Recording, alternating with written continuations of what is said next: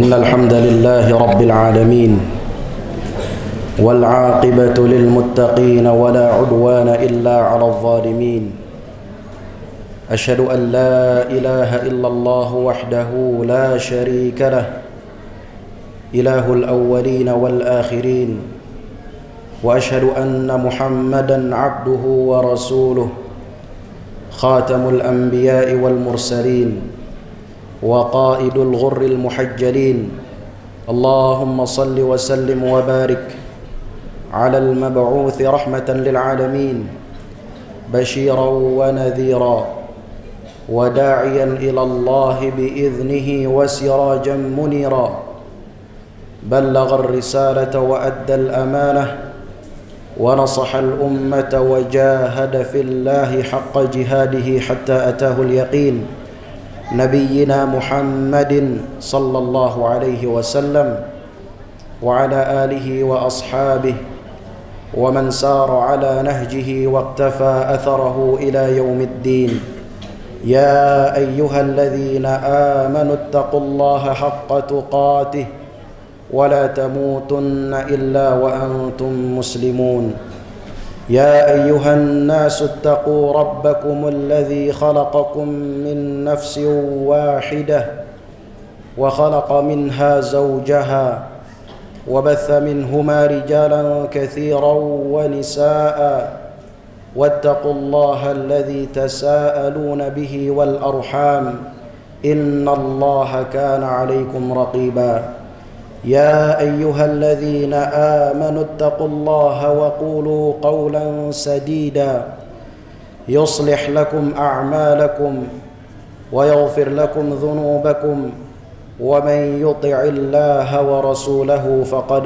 فاز فوزا عظيما عباد الله أوصيكم ونفسي بتقوى الله وطاعته لعلكم تفلحون. Hadirin salat Jumat yang dimuliakan Allah, marilah kita senantiasa berusaha untuk meningkatkan ketakwaan kita kepada Allah Subhanahu wa taala, karena hanya dengan takwa seorang hamba akan selamat di kehidupan dunia dan akhirat. Hadirin yang dimuliakan Allah, salah satu nikmat besar dari Allah Subhanahu wa taala untuk manusia adalah nikmatul lisan. Nikmat memiliki lisan yang dengannya manusia bisa berkata-kata, bisa berucap, bisa berkomunikasi dengan sempurna. Allah Subhanahu wa taala berfirman, "Alam naj'al lahu 'ainain wa lisanan wa syafatain." Bukankah kami telah menjadikan untuk manusia dua mata, juga lisan dan dua bibir. Hadirin yang dimuliakan Allah, dengan lisan seorang manusia bisa mendapatkan pahala yang banyak dan juga derajat yang tinggi di sisi Allah Subhanahu wa taala. Rasulullah sallallahu alaihi wasallam bersabda, "Innal 'abda la yatakallamu bil kalimati min ridwanillah la yulqi laha balan yarfa'uhu Allahu biha darajat." Sesungguhnya seorang hamba mengucapkan sebuah ucapan yang mengandung keridhaan Allah Subhanahu wa taala, yang dimana ucapan itu ia anggap remeh, tidak ia fikirkan, tidak ia timbang-timbang, tetapi ternyata dengan ucapan itu Allah Subhanahu wa taala mengangkat derajat yang tinggi untuknya. Hadirin yang dimuliakan Allah, ada banyak ibadah yang bisa dikerjakan oleh lisan. Di antaranya yang pertama adalah membaca Al-Qur'anul Karim. Rasulullah sallallahu alaihi wasallam bersabda, "Man qara'a harfan min kitabillah falahu bihi hasanah." Barang siapa yang membaca satu huruf dari kitabullah, maka ia akan mendapatkan satu kebaikan. Wal hasanatu bi asyri amsalha, dan satu kebaikan itu nilainya 10 kebaikan yang semisalnya, 10 kali lipat. La aqulu alif lam mim harfun walakin alifun harfun wa lamun harfun wa mimun harf. Saya tidak mengatakan alif lam mim adalah satu huruf, tetapi alif satu huruf, lam satu huruf, dan mim satu huruf. Hadirin yang dimuliakan Allah, oleh karena itu marilah kita berusaha untuk memiliki wirid harian dari Al-Quranul Karim.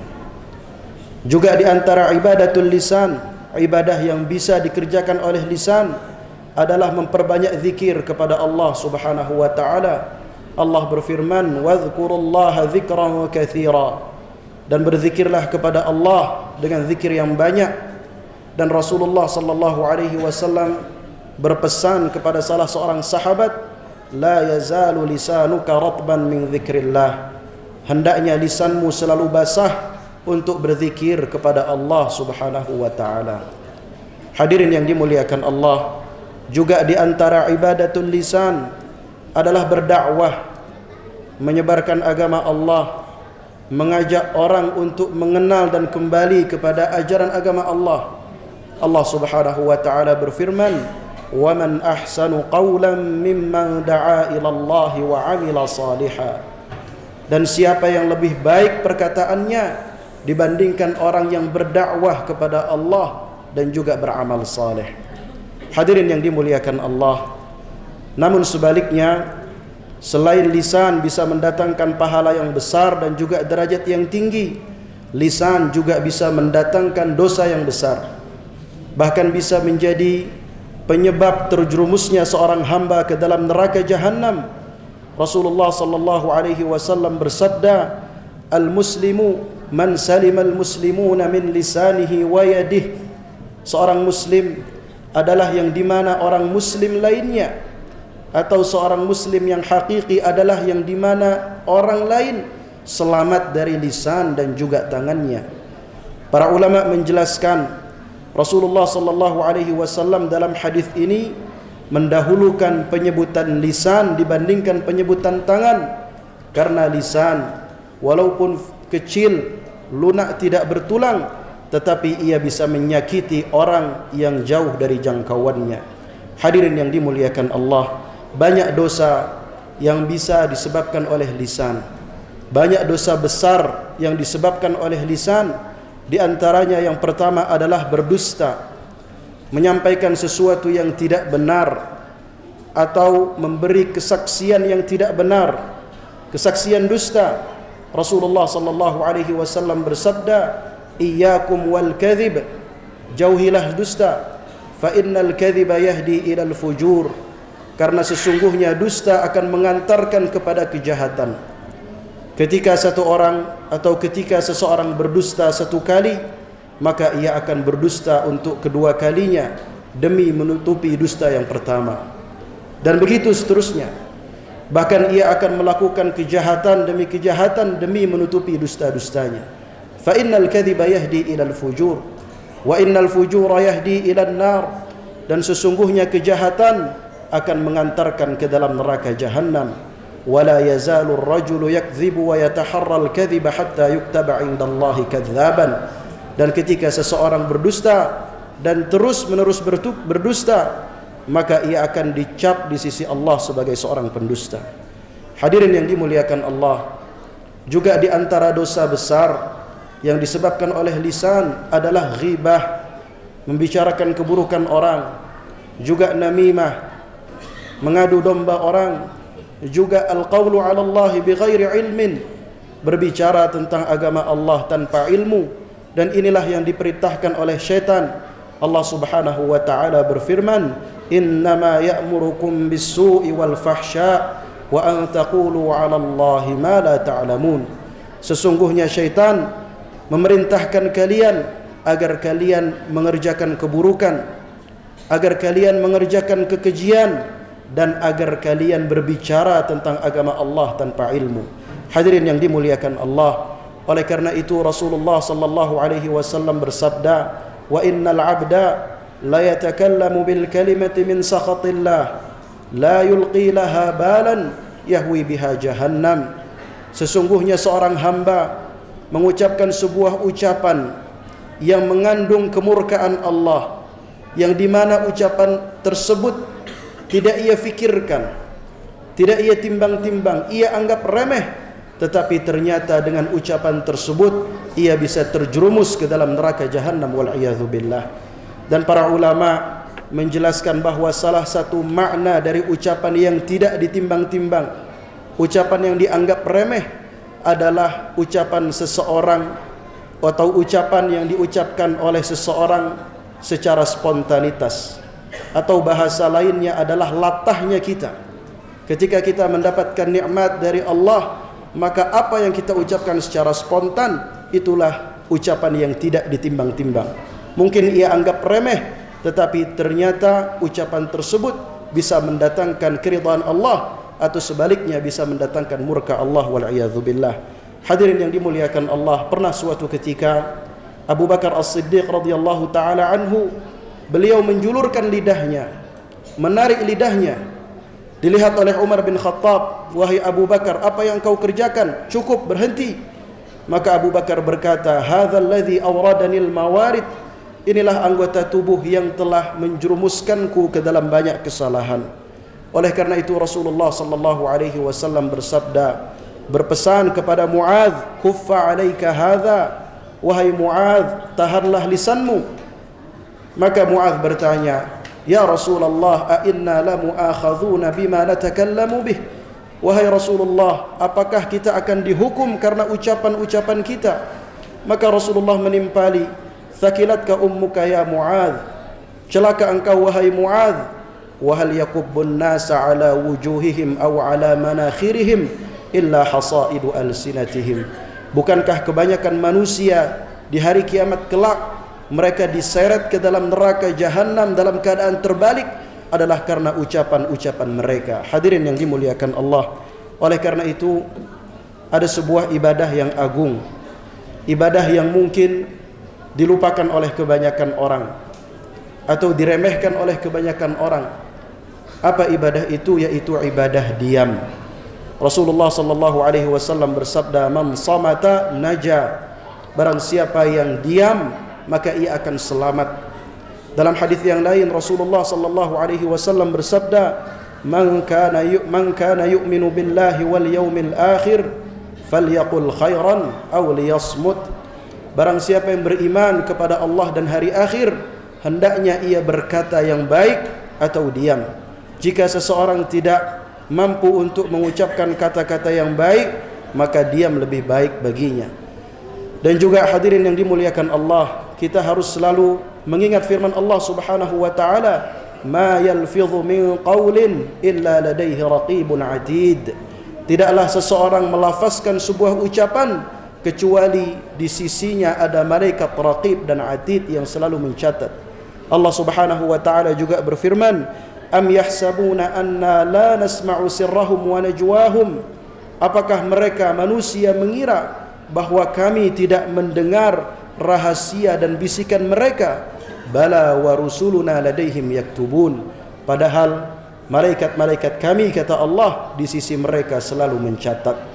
Hadirin yang dimuliakan Allah, oleh karena itu marilah kita berusaha untuk selalu bijak dan juga berhati-hati untuk menggunakan lisan kita. Kita berharap kepada Allah Subhanahu wa taala agar lisan kita ini bisa menjadi anggota tubuh yang bersaksi baik untuk kita, bisa menjadi anggota tubuh yang mendatangkan pahala yang banyak dan juga mengantarkan kita kepada syurga Allah Subhanahu wa taala. Jangan sampai lisan kita menjadi anggota tubuh yang mendatangkan dosa yang besar, juga menjerumuskan kita ke dalam neraka jahannam wal a'yadzu billah. Aqulu qawli hadza wa astaghfirullah li wa lakum wa lisairil muslimin wal muslimat min kulli dhanb fastaghfiruhu innahu huwal ghafurur rahim.